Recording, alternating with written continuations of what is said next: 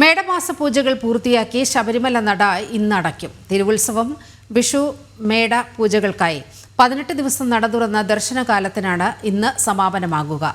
3.5 ലക്ഷത്തോളം ഭക്തരാണ് ഇന്നലെ വരെ ദർശനം നടത്തിയത്.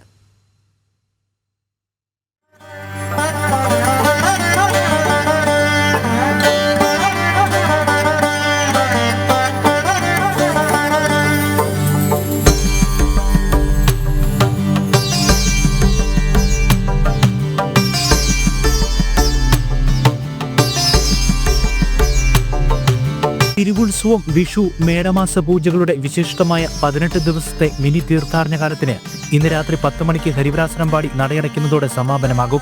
40,963 ഭക്തർ ഇന്നലെ ദർശനം നടത്തി. കഴിഞ്ഞ 5 ദിവസങ്ങളായി സന്നിധാനത്ത് വൻ ഭക്തജന തിരക്കാണ് അനുഭവപ്പെടുന്നത്. മണ്ഡല മകരവിളക്ക് തീർത്ഥാടന കാലത്തെ ഓർമ്മിപ്പിക്കും വിധം സന്നിധാനത്തെങ്ങും ഭക്തജനങ്ങൾ തിങ്ങി നിറഞ്ഞു. 10-ാം തീയതി വരെ തിരക്ക് കുറവായപ്പോൾ അതിനുശേഷം അയൽ സംസ്ഥാന ഭക്തജനങ്ങളും കൂടുതലായി എത്തി. മാളികപ്പുറങ്ങളും കുഞ്ഞയ്യപ്പന്മാരും കുഞ്ഞു മാളികപ്പുറങ്ങളും ഈ ദർശനകാലത്ത് കൂടുതൽ എത്തി. ഇനി ഇടവമാസ പൂജകൾക്കായി മെയ് 14-ന് നട തുറക്കും. ജനം സന്നിധാനം.